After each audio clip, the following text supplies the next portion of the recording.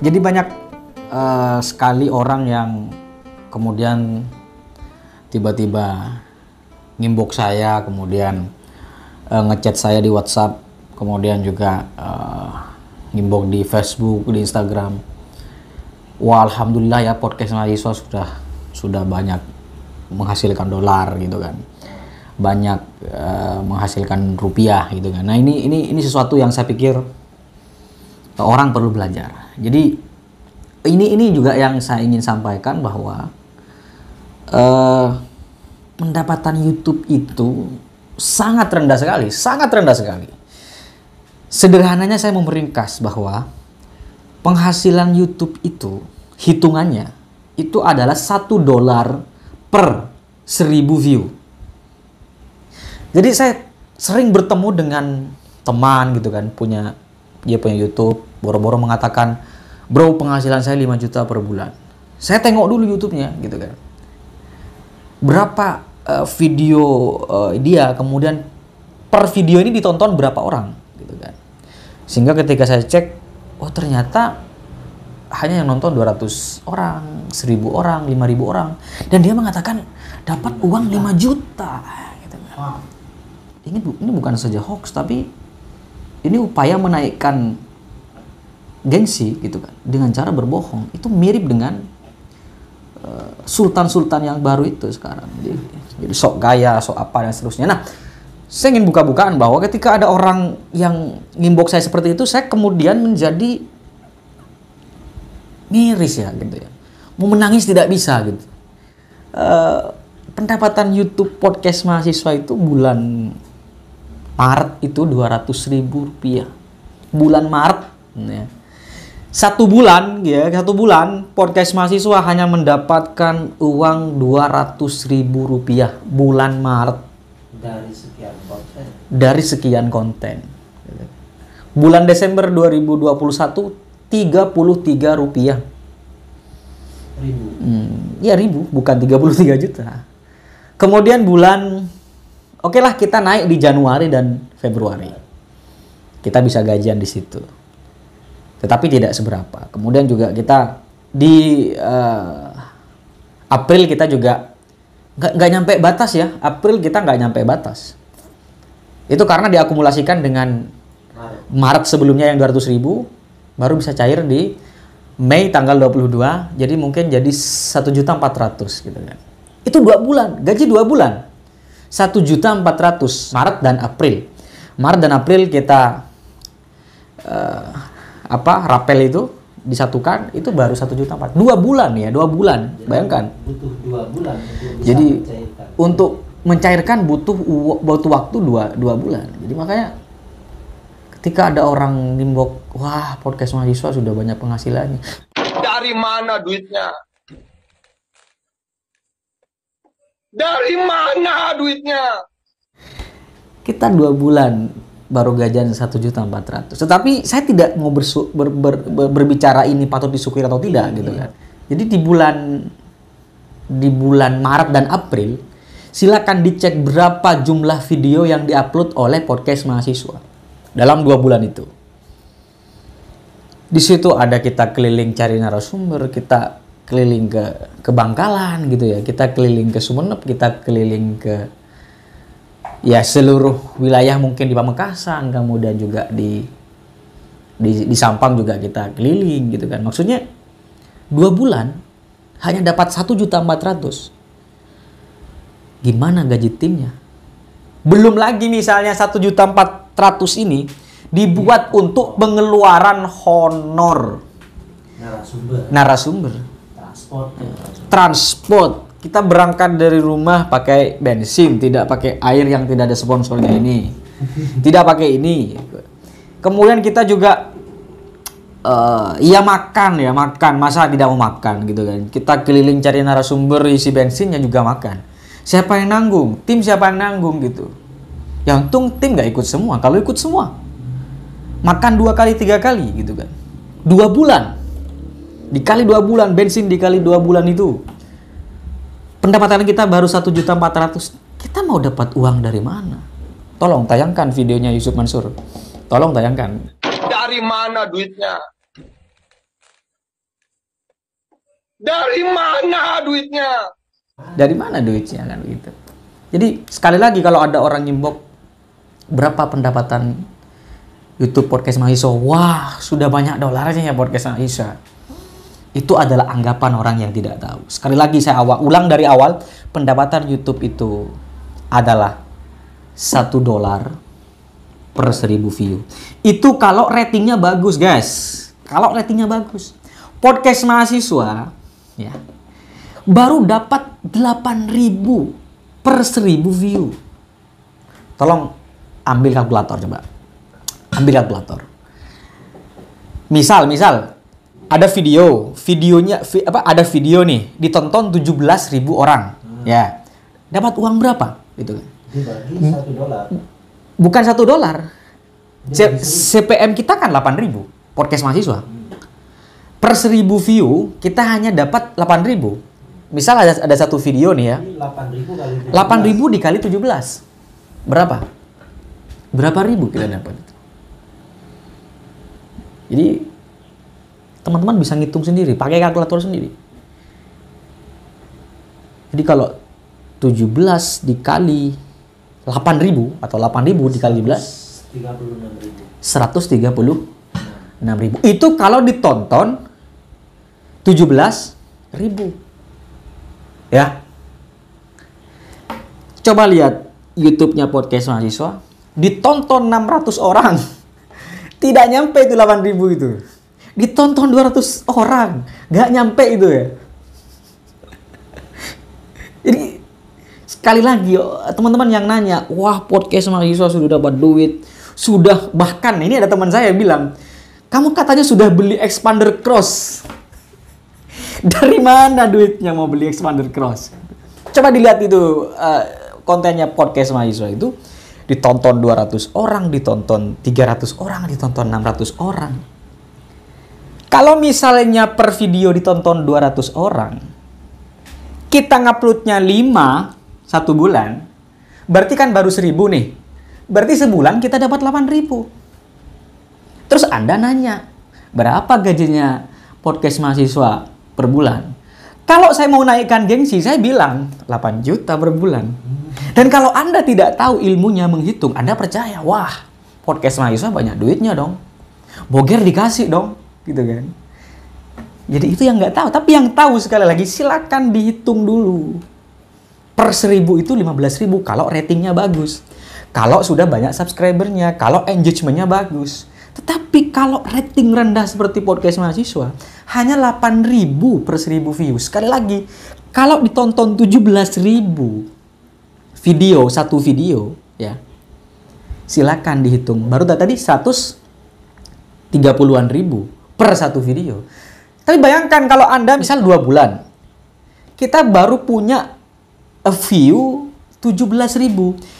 Punya 17 video, per video ditonton 1.000 selama 2 bulan, berarti 17.000 baru mencapai 17.000 baru ditonton dalam waktu 2 bulan, berarti 2 bulan kita punya uang 130 ribuan itu. Jadi sekali lagi, makanya saya katakan tadi, ya kalau nggak menangis ya gimana gitu kan, ketika ditanya berapa pendapatan podcast mahasiswa gitu kan. Ya itu, ya kita setengah gila sebenarnya. Kita setengah gila sebenarnya. Udah kita minus ya. Saya ngomong dulu. Jadi misal pengeluaran kita, kalau kita hitung-hitung kemarin, pengeluaran kita per bulan itu sekitar 3 juta. Pengeluaran kita itu belum gaji itu, belum gaji tim itu. Kita ada 5 tim.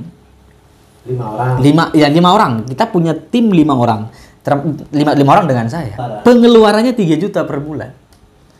Lalu bagaimana mensiasatinya? Kenapa kok masih banyak video yang kita produksi, sudah minus lagi, uang dari mana, jalan kemana, nggak dapat apa-apa.